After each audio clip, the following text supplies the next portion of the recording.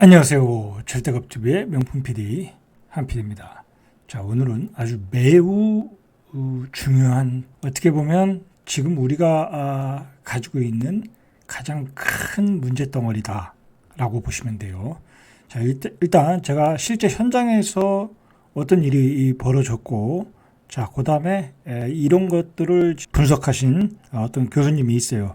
한번 그 보고서 내용을 훑어보겠습니다. 아주 중요한 내용이에요. 자, 보시면은, 자, 여기가 둔천동 둔천주공 3단지예요. 자, 이 강서구의 둔천동은 입지가 좋잖아요. 9호선 있고 5호선 있고, 강남 가기 좋은 노선이죠. 뭐 여의도도 가기 좋고 입지가 좋아요. 자, 그러다 보니까 한 뭐 25년 이상 된 아파트들이죠. 여기는 아주 평수가 적은 아파트, 뭐 15평부터 뭐 25평, 뭐 그 정도 사이에 있는 아파트들이 많아요. 자, 그런데 이게 그동안 그 이번 사이클에서 굉장히 많이 올랐어요. 특히 젊은 영끌 세대들이 내 집 마련을 위해서 여기에 집중적으로 들어갔어요. 많이 물렸다는 얘기죠. 그죠? 2020년, 2021년도에 자, 이 아파트를 보세요. 2020년, 2016년도에 한 3억 7천 정도, 18년도에 한 5억 정도. 18년도에도 비쌌네요. 한 10억 5천까지 갔어요. 10억 5천까지 한 2배. 예? 바닥에서는 한 3배, 3배 올랐고, 뭐 전세가는 비슷해요. 3억 2천. 비슷해요. 전세가는. 자, 24평. 자, 근데 최근에 이제 직거래로 5억 9천7백 이렇게 폭락을 했어요. 자, 문제는 뭐냐면, 제가 오늘 이야기하고 싶은 건 뭐냐면, 자, 이걸 보세요. 매매가 10억 천에 21년도에 됐어요. 이거는 이제 연끌하신 분이 샀겠죠. 그죠? 연끌하신 분이 실수요로 들어온 것 같아요. 그러면 이제 대출을 많이 받아서 들어왔을 거 아니에요? 자, 이걸 파신 분이 2011년에 2억 9천에 사가지고 뭐 살다가 전세를 왔는지 전세 2억 천에 놓고 갭 투자해서 그 다음에 10억에 팔았어요. 그러니까 차익이 한 8억 나왔죠. 자, 이 파신 분에 대해서 무슨 뭐라고 할 필요는 없는 거잖아요. 뭐 오랫동안 보유했다 파신 거니까 뭐 투기라고 볼 수도 없고 알 수도 없는 건데, 자, 우리가 오늘 얘기하고자 하는 것은 뭐냐면, 자, 이 2011년도에 사신 분은 예를 들어 설명하는 거 정확히 알 수는 없지만 나이가 한 50대는 될 수 있을 것이다. 또는 40대 후반이나 또는 60대가 될 수 있을 거라는 얘기예요. 나이가 드신 분일 가능성이 높잖아요. 젊은 분이 2011년에 사진 않았을 거예요. 젊어서 사도 여기 30대에 사도 그때는 40대가 됐을 거 아니에요. 그죠? 자, 이때 사신 분은 분명히 젊은 분일 가능성이 많다. 연끌 세대. 자, 이게 문제가 뭐냐면 오늘 이야기하고 싶은 게 뭐냐면 뭐랄까요? 예전에 우리 세대, 그러니까 제가 이제 50대, 60대 세대니까 50대 세대니까 우리 세대가 50대 세대가 중장년층의 세대가 젊은 층들에게 집을 많이 팔았잖아요. 그죠? 100만 가구를 팔았잖아요. 연끌하신 분들에게. 자, 그러면서 그 부채를 넘겨줬다라는 거야. 부채를 이전시켰다. 중장년층이 가지고 있던 부채가 아니죠. 중장년층은 이익을 가져가고 그 나머지 이익에 여기서는 이제 7억이 되겠죠. 7억이면 자기 돈 뭐 한 1억 가지고 샀으면 한 5, 6억은 이분이 부채를 안고 산 거야. 그러니까 이렇게 사신 분은 앞으로 부채를 껴안고 가야 된다는 얘기야. 하고자 하는 얘기는 그 얘기예요. 그 얘기. 자, 다른 세대 하나 보시죠. 자, 여기도 마찬가지예요. 자, 최고가가 9억 4천. 최근에 13층이 5억 8천 찍었어요. 딱 하나 찍었어요. 한 방에 그냥 한 4억 정도가 떨어졌나요? 한 4억 정도가 떨어졌어요. 한 방에 4억 정도 떨어졌어요. 자, 그러면 이분도 가만히 보니까, 자, 이거 보시죠. 이분도 14년도에 2억 8,500에 뭐 실거주로 사셨겠죠. 그러니까 중간에 전세가 없으니까 그렇게 예상을 하고 8억 5천에 팔았어요. 그러면 한 6억을 차익을 남기고 팔았잖아요. 이분은 잘 파신 거죠. 근데 이분은 6억이라는 빚을 떠안게 됐다라는 거야. 그러니까 집값이 버블이 끼면서 올라갔잖아요. 이거 집값이 버블이 낀 거잖아요. 이게 전세는 3억인데 매매가는 9억이니까 뭐 이게 무슨 뭐 재건축되는 아파트도 아니고, 그죠? 재건축될 수 있는 아파트도 아니고, 그러니까 이거는 그냥 집값이 그냥 한 3배 올라간 거잖아요. 3배 올라간 거니까 이 나머지 차익 한 6억 분에 대해서는 프리미엄을 주고 산 거야. 그 프리미엄은 빚이 됐다라는 이야기예요. 그러니까 이번에 그 2022년, 21년, 22년도에 집값이 급등하면서 젊은 세대들이, 이 연끌 세대들이 부채를 엄청나게 껴안고 갔고, 한 20년 동안, 한 10년, 20년, 그러니까 30대, 40대, 20년 동안은 빚을 갚아야 하는 어떤 고통을 안고 살아야 된다라는 얘기야. 자, 오늘 얘기는 그 얘기예요. 자, 그러니까 정부 입장에서는 100만 세대가 어마어마하게 빚을 내서 산 거에 대해서 그 후유증이 있을 수 있잖아요. 그러니까 계속해서 원금 상환 유예하고, 그리고 이자를 뭐랄까 감면이라고 보다니 이자율을 떨어뜨려주고 각종 대책이 나오는 거잖아요. 자, 그럴 수밖에 없죠. 왜 그러냐면 지금 30대, 40대들이 얼마나 불만이 많겠어요. 집값에 대해서. 그렇지 않겠습니까? 그리고 이 사람들이 그 불만을 표로 노출할 가능성이 높잖아요. 그러니까 국민의힘 입장에서도 어쨌든 국회의원 선거도 있고, 그리고 표 관리도 해야 되니까 계속해서 그 뭐랄까요, 금리에 대해 그 연끌족에 대한 그 연끌족들이 비싸게 집을 산 거에 대해서 어떤 대출을 많이 끼고 산 거에 대해서 이자에 대한 어떤 그 대책을 감면하는 대책을 이자에 대해서 이자를 줄일 수 있는 방안들을 계속해서 내놓고 있는 거예요. 자, 그런데다가 또 문제가 되는 건 뭐냐면 지금 정부에서 연금 개혁을 하고 있잖아요. 그러니까 지금 30대, 40대, 20대들은 나중에 가면 연금이 바닥나서 받을 돈도 없다는 거야. 그죠? 자, 이것 이래저래 불만이 많은 게 지금 20대, 30대, 40대예요. 자, 그런 상황이 지금 벌어지고 있기 때문에 결국은 이게 세대 갈등으로 노출될 수 있다라는, 확대될 수 있다라는 거야. 그럴 가능성이 있다라는 거야.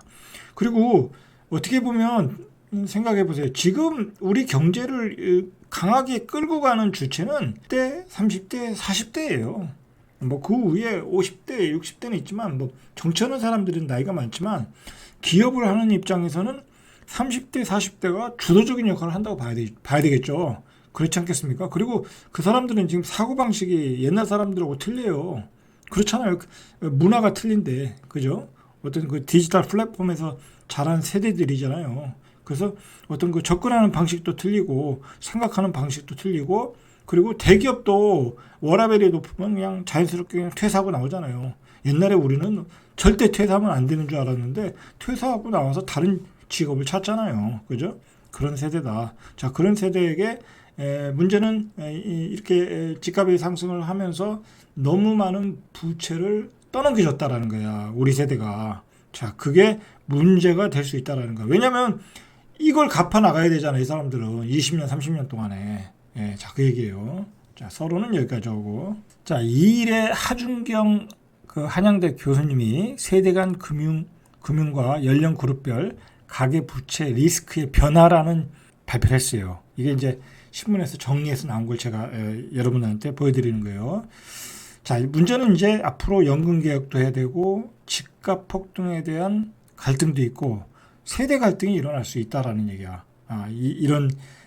이런 그 분석의 배경하에는 어떤 세대 갈등을 일어날 수 있으니까 이거 갈등을 봉합할 수 있는 방법을 만들어야 된다. 정부 입장에서는 그 얘기를 하는 거예요. 뭐가 문제냐면 2014년도부터 부동산 시장에서 청년층이 20대, 30대들이 쉽게 빚을 내서 집을 살 수 있게 유도를 했다라는 거야. 그러니까 뭐 전세대출도 그때부터 이제 증액을 해줬죠. 5억까지. 그리고 LTV도 완화해줬죠. 막 집 사라고 그랬잖아요. 그때부터. 박근혜 정부부터. 그때가 이제 그때니까.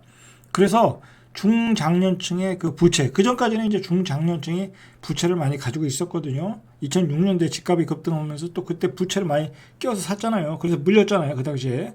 청년층으로 빠르게 이전했다라는 거야. 이번에 집값 폭등 단계에서. 자, 그래서 이 사람들이 위험하다. 근데 2006년도에는 그래도 그나마 좀 덜했어. 근데 이번에는 집값이 너무 많이 버블이 껴가지고 그 버블이 빠지니까 우리 그 청년층들이 굉장히 위험한 상황에 있을 수도 있다라는 얘기예요. 논문에 따르면은 2010년대 중후반까지, 그러니까 한번 2013년, 15년까지 고령자의 가계 부채 급증 가능성이 커다란 위험 요인이었다는 거야. 그때 그 당시에는 고령자들이 고령자들이. 뭐 그때는 직장 자체가 불안전하고 뭐 그런 시대였잖아요. 근데 최근에는 고령자의 가계 부채보다는 이른바 청년세대, MZ세대 1980년대 초부터 2000년대 초반 출신 이 MZ세대의 가계 부채가 큰 문제로 부각하고 있다. 맞죠? 지금 연끌세대. 자, 그러니까 정부가 계속해서 대책을 내놓고 있죠. 원금 상환 유예, 금리 인하 대책이 나오고 있죠. 안 나올 수가 없는 거야 지금. 하교수는 인구구조 불균형에 따른 각 그룹의 세대 간 자원 이전 분담 정도를 수량적으로 보여주는 부양 부담 지수라는 걸 만들었어요, 이분이. 그래서 이 지수들이 가계 부채 수준, 뭐 소득 대비 부채 비율 어떤 관계를 갖는지 한국 노동 패널 자료를 활용해서 만들었다고 그래요. 부양 부담 지수라는 걸. 자, 이 부양 부담 지수라는 게 자녀 세대가 부모 세대가 주는 부양 부담의 크기. 그러니까 부모가 자식에게 부담이 주는 부양 부담 지수가 될 수가 있고, 자, 거꾸로 자녀 세대 입장에서는 부모 세대가 주는 부양 부담의 크기. 자식이 이 부모를 부양해야 되는 부담의 크기란 얘기죠. 자, 지수가 크다는 것은 부모 세대의 부채 부담을 자녀 세대 1인에게 부담부 증여, 부동산 매각, 임대료, 원리금 등의 형태로 이전보다 더 많이 이전해야 한다는 뜻이다. 자, 분석 결과 2014년 이후 부양 부담 지수가 높은 가구일수록 소득 대비 부채 비율이 유의미하게 높아졌다. 인구 고령화에 따른 세대 간 부양 부담이 청년층의 가계 부채 리스크를 증가시켰다는 거. 이건 어렵게 얘기할 게 없이 소위 말해서 고령층, 중년층 고령층이 가지고 있던 부동산을 예전에 싸게 샀던 것을 비싸게 청년층에게 이전시켰다. 그래서 청년층의 가계 부채 리스크가 증가했다라는 얘기예요. 2014년 이후 전반적으로 세대 간 금융을 통한 세대 간 자원 이전이 용이하도록 금융 환경이 조성이 되었다. 자, 그때 2014년 이후 저금리 기조를 비롯해서 전세금 안심대출, 주택담보대출 비율 이때가 제일 좋았다라는 거야. 대출하기에 총부채 상환 비율 DTI. 자, 그리고 뭐 빚내서 집 사라 그런 정책 기조가 나오면서 많은 청년 세대들이 집을 많이 샀다라는 얘기예요. 그래서는 청년층이 미래 경제활동과 출산에 중출하는 점에서 청년층으로의 부채 리스크 이전은 각별히 주의해야 된다. 연령층의 리스크가 집중된다는 것은 세대 간 갈등과 사회 불안의 요인이 될 수 있다. 원인이 될 수 있다. 자, 그런 요인이 커지고 있어요. 분명히 지금 연끌족들은 집값 버블에 대한 불만, 연금 개혁에 대한 불만, 뭐 그런 거에 대한 어떤 저항으로 애들이 결혼을 안 하잖아요. 그죠? 출산도 안 하고. 그러니까 사회 불안의 원인이 됐죠. 그리고 요즘은 젊은 친구들이 결혼을 해도 결혼을 안 하고 그냥 동거를 해. 동거한다는 거 그냥 애를 안 낳는다는 거야. 그리고 양가 집안은 내가 왕래를 안 하겠다라는 거잖아요. 동거라는 건 그거거든요. 동거의 의미는 나는 이 사람하고 사는 거지 그 집안과 왕래를 안 하겠다. 자, 그런 게 기성세대가 만들어 놓은 어떤 사회 시스템에 대한 반발이라고. 그렇지 않겠습니까? 자, 그래서 20대 30대들이 폭파 직전이다. 그리고 세대 간 갈등이 일어날 가능성이 높다. 자, 그런 점에서 요번에 그 입동의 최대 피해자가 연끌 세대였다. 20대 30대였다. 자, 그런 이야기를 이 하 교수님은 이야기하고 있는 거예요. 자, 이거 큰 문제예요. 이거 그러니까 정부에서 계속해서 지금 그 세대의 불만을 잠재우려고 금리에 대한 이자에 대한 그 대책을 계속 내놓고 있지 않습니까? 자, 문제는 이게 이제 어느 시점에 다른 문제들과 융합해서 더 커지면 큰 문제가 될 수 있다는 거. 그래서 요즘 이제 연금 개혁 때문에 문제가 되는 거 아니에요? 오늘 여기까지 이상 절대값TV의 명품 PD 한 PD였습니다.